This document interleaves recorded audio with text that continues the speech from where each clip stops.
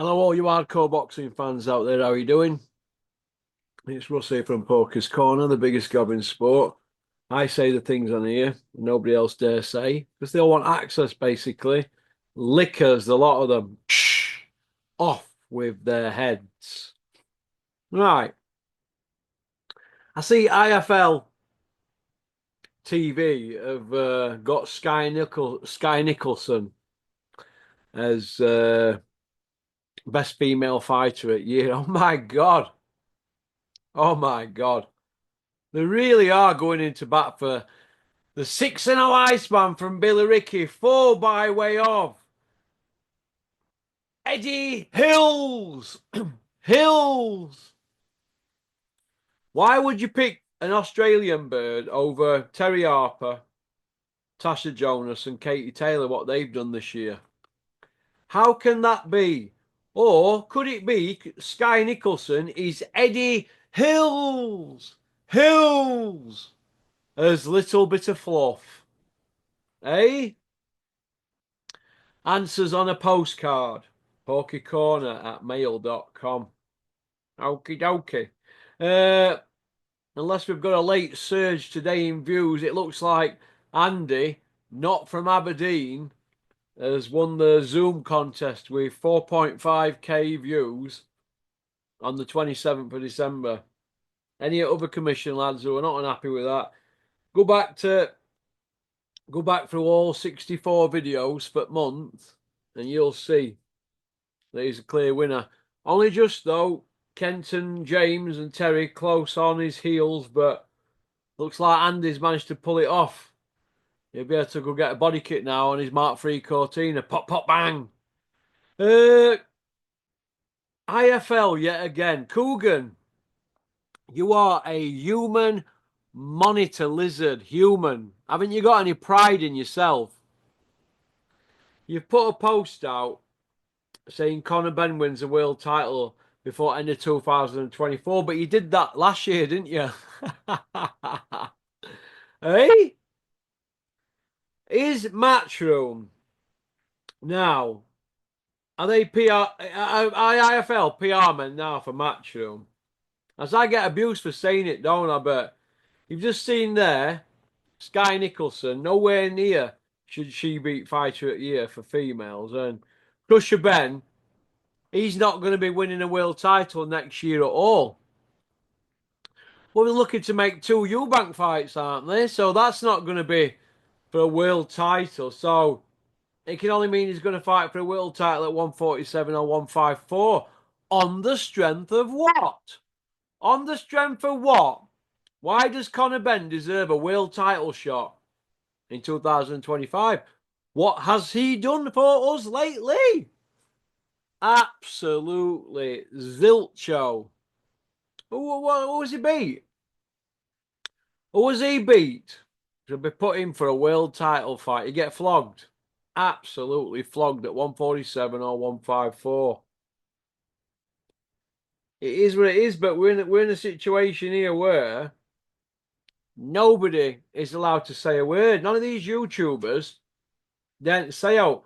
And that has a massive effect on the industry, because it's left to people like me to correct the BS, innit?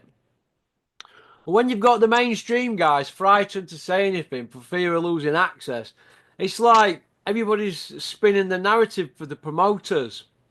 They already run the sport anyway, but everybody's spinning the narrative. A bit like Dennis, in it, really, putting posters up for a show at Stamford Bridge on 5th of April. There's no fighters named on that poster. Nothing's made, and nobody's agreed to fight yet. Just a poster, and be looking for people to throw money in pot now. That's all it is. That's all that. Dennis were doing that 10 years ago, weren't you, Dennis? He still hasn't learned from putting posters out about fights months down the line. We're in December still here, and Dennis is putting posters up for fights in April with nothing made up. 1 day's a long time in boxing. You mind 100 days, so it is what it is.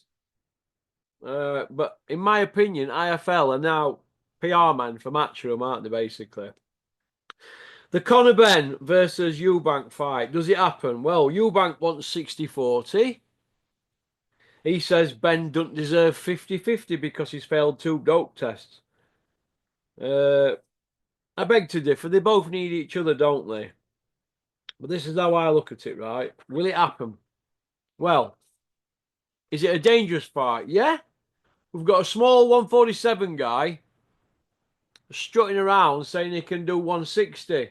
And then we've got a 168 guy saying he can do 160, which he can. I think it's dangerous. Didn't we learn anything from the Kell Brook Golovkin fight, where Kell had a smashed cheekbone and the other one half smashed? And Errol Spence finished that off, didn't he? The other one. So take a leaf out of Kell Brooks.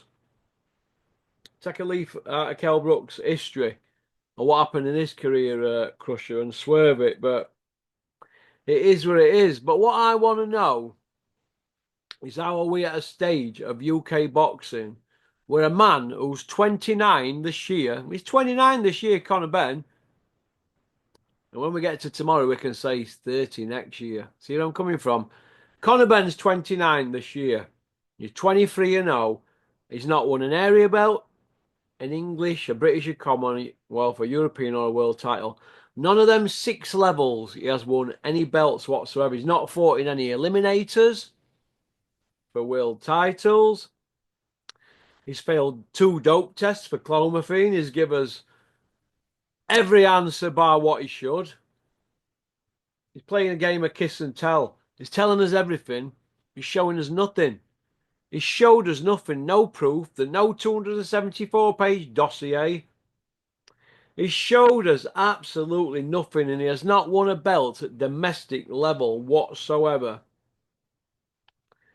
And yet we've got him dictating here and strutting about on social media, and with big followings now they've turned a negative into a positive from going on Piers Morgan's show, because nobody really knew who we were then, did they? He went on that Piers Morgan show over 2 years ago, and he's still not got a belt. He never had a belt then, and he ain't got a belt now. He's a serial non-winner.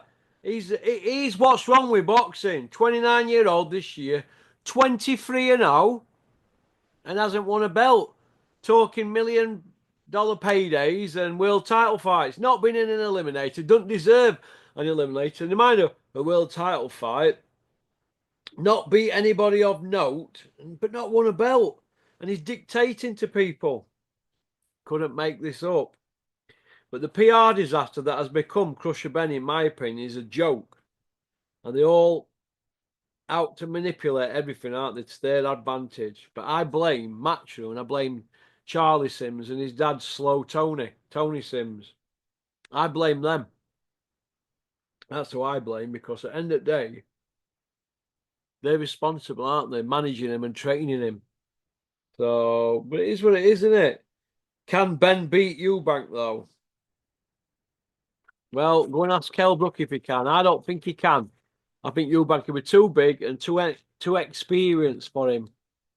But they'll get 2 bites at cherry, won't they? And then he'll say, well, you lost to a bigger man, didn't I? Bro. I still got me heated seats. Bro. And me heated steering wheel. Bro. And that's what you're up against with this lot, isn't it?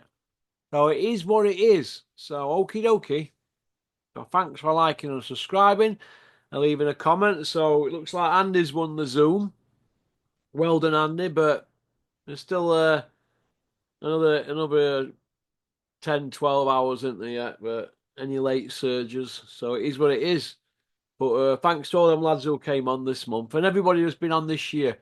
Obviously, I've lost 3 phones this year and had laptop issues and all sorts of problems. But so there's people that ain't got my number at the moment. So if you were in my number a few months ago, send me your number to porkycorner@mail.com. It's the email, bottom left-hand corner. Just send me your number and I'll put you back in my new phone. All right? And forget me knackers if they want in a bag.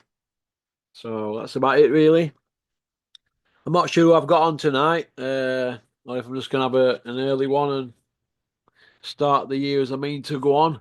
But I hope everybody's had a great Christmas and I hope everybody has a happy new year. Okie dokie.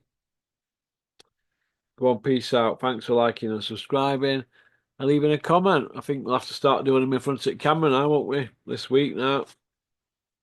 So, okie dokie. Back to normal. Booyaka!